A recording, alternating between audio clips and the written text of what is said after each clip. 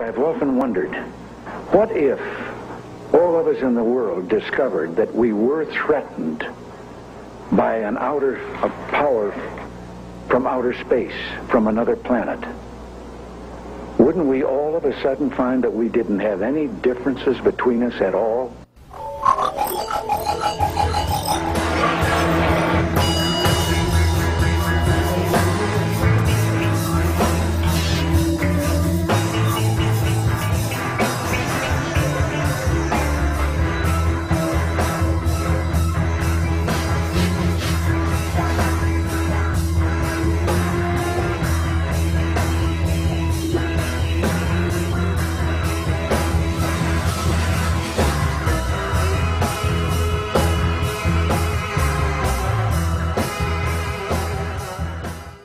After a 1 year's investigation, I believe that the flying saucers seen by veteran airline and Air Force pilots are objects from another planet.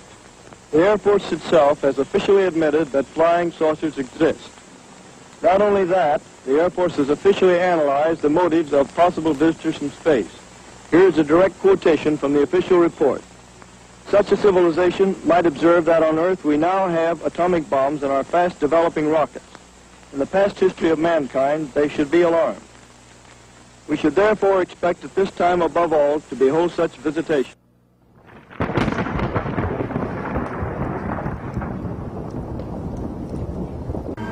Gentlemen, the next war will not be an international war, but an intergalactic war.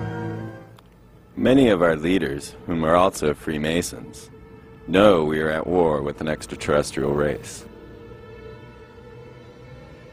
Now, many of you may not believe in flying saucers, but I have to.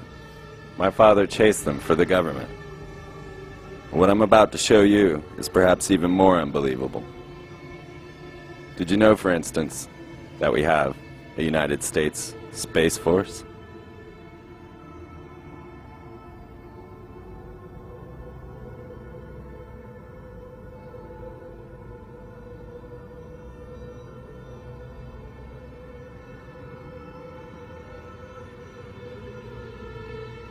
NASA footage clearly shows war efforts against extraterrestrials.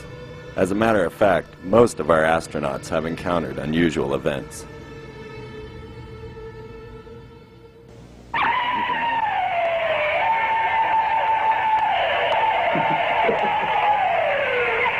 This is Apollo Control. Still no explanation. The weird noises emanating from Apollo 11, if indeed it is from Apollo 11. Perhaps we'll all shake out later in the mission as to what these strange noises are.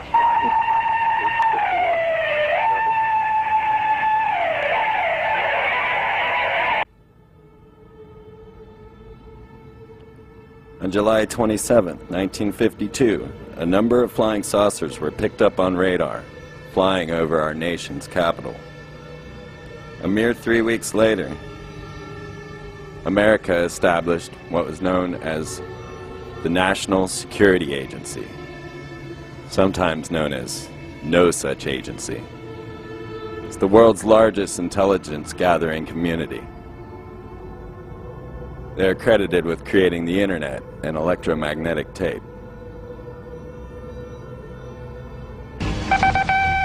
Headline edition, July 8, 1947. The Army Air Forces has announced that a flying disc has been found and is now in the possession of the Army. Army officers say the missile, found sometime last week, has been inspected at Roswell, New Mexico, and sent to Wright Field, Ohio, for further inspection. And in 1947, a flying saucer crashed near Roswell, New Mexico. 3 months later, America established the Central Intelligence Agency. Known for its use of mind-altering technologies, under MK-Ultra, the CIA conducted memory experiments on thousands of unknowing people. They used LSD and other drugs, brainwashing, hypnosis, and many other mind control techniques.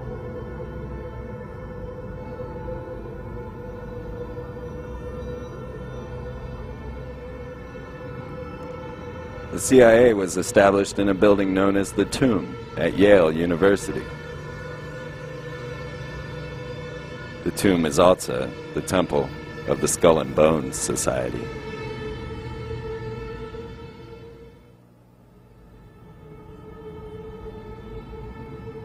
Our president, who is also a member of the Skull and Bones, left on June of 2002 to announce to the world that we will have a missile defensive shield whether you like it or not.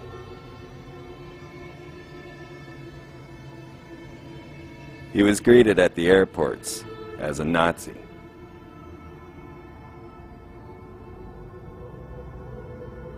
And a killer. And yes, even as Satan himself.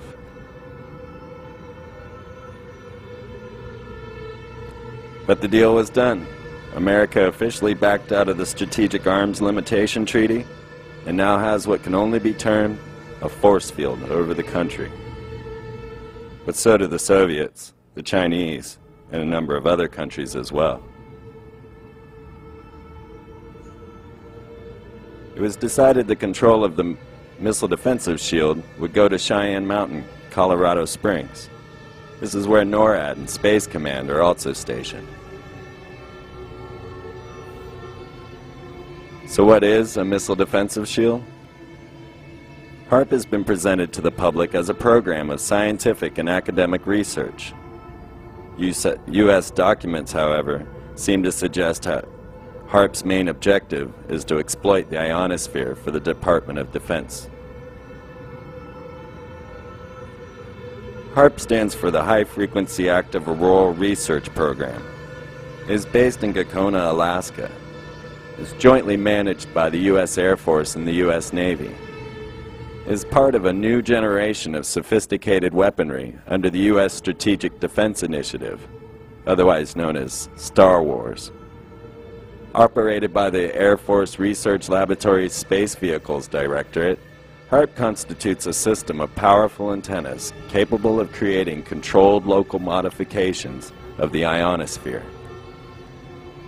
which can disrupt human mental processes, jam all global communications, change weather patterns over large areas, interfere with wildlife migration patterns, negatively affect your health, and unnaturally impact the Earth's upper atmosphere.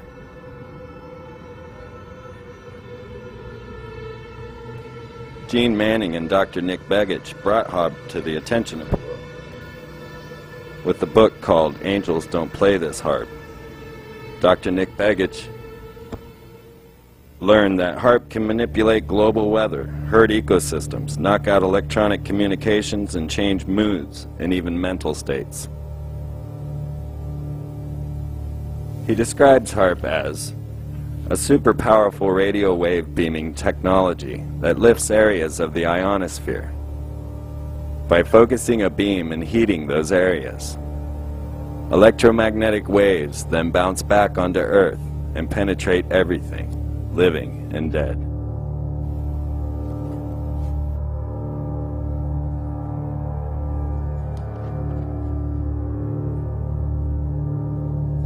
According to Dr. Bernard Eastland's patent, HAARP can cause total disruption of communications over a very large portion of the Earth, disrupting not only land-based communications, but also airborne communications, and sea communications as well.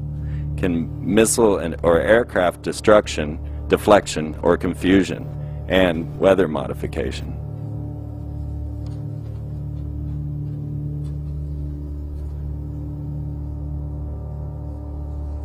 Put simply, the apparatus is a reversal of a radio telescope, just transmitting instead of receiving.